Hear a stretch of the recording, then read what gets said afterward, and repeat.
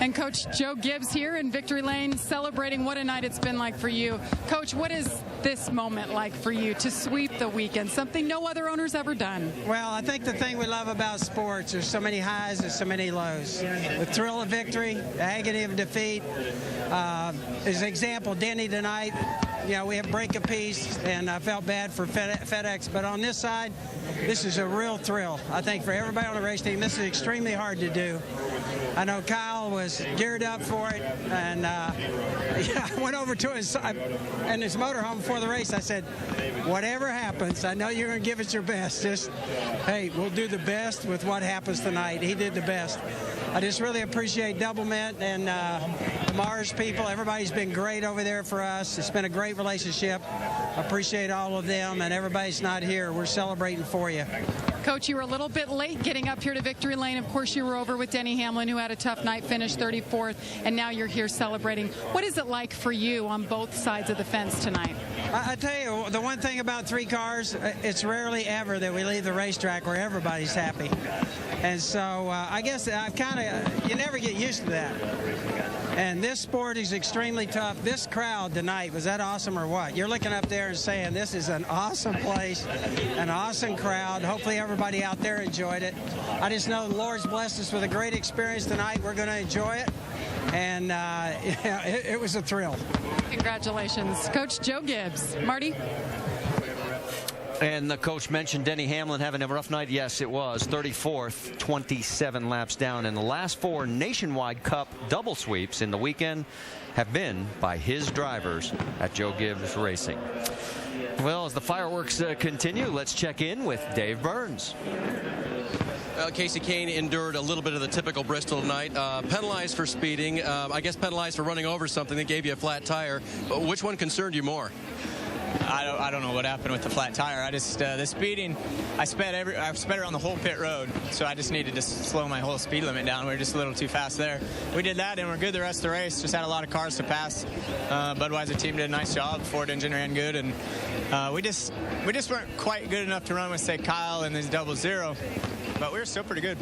I mean, it seemed like, yeah, if you could get up there, then you'd have something for him, maybe. Maybe. I don't know. I think I got about as far as I could. Clint got me right there at the end. He passed a bunch of cars tonight, too. So I'd say we were about a 5th place car, and we ran 5th. After your 11th place qualifying run, were you surprised that you ran as well as you did, or did the qualifying really set it up for you and let you know you were going to have a good Bristol night? Well, I'd say the biggest thing was Kenny Francis and Keith, our engineer. We weren't very good yesterday in practice. We qualified pretty good, and they looked at that and compared things and found a really good setup for tonight. So I was happy with the way the car started. Then we just started passing cars, and we're kind of in the middle of the pack. And it's tough. I mean, everybody goes so hard here. It's tough to pass that many cars in one night. We had a pretty good car. All right, they did it. And for the 3rd time in his 14 starts at Bristol, Casey Kane finishes in the top 5. Well, and 4 of those drivers, including Casey Kane, rebounded from disaster or near disaster to finish in the top 10, along with Jamie McMurray, Clint Boyer, and Matt Kenseth. Those 4 managing to do what we talked about. You've got to be resilient, and you brought it up at the beginning of the show. Yeah, it's just a tough racetrack, and I think that's what makes this young man's accomplishment even more of a great feat. You know, we said and documented he tried to go for this at 4 other times before this weekend.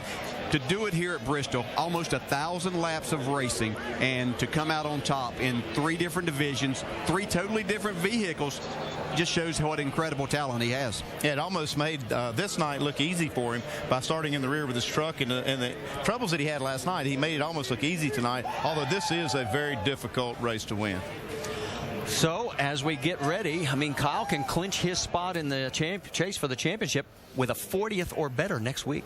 Yeah, they put themselves in position there. Once again, those 10 bonus points again tonight got him within 20 of what the 2 guys up front would have. So a big night for these guys in a lot of different ways. Yeah, it was just a big night overall. What a great crowd. I've never seen it any better here. It was just a great night overall. It really was. All right, let's tell you what's coming up on the calendar, because we've got a lot coming your way. We'll start off with NASCAR Nows tomorrow morning, 10 a.m. Eastern over on ESPN2. And then the Nationwide Series heads north of the border to Montreal Sunday, 2 o'clock Eastern. That also on ESPN2.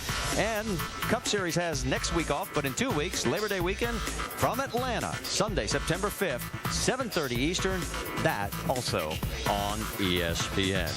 And we'll send it down to the pit studio for Nicole, and you guys take us home. Marty, DJ, Andy, thank you very much. Some perspective of the 956 laps led and raced around this track this weekend. Kyle Busch led 515 of them. That is 54%. And Ray, when you sat back and said, wow, this is really something that no one has ever done.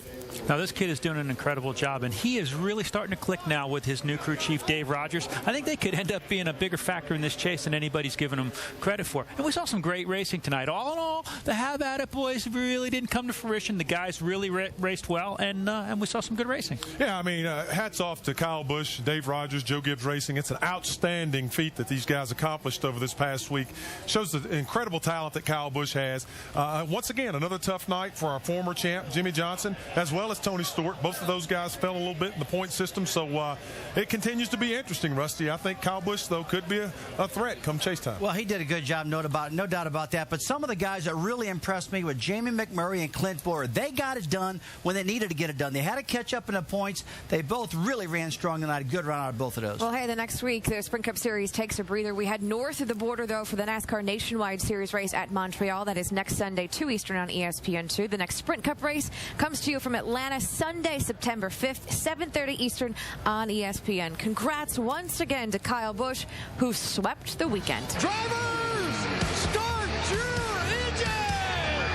Welcome to good old Bristol. Let me in!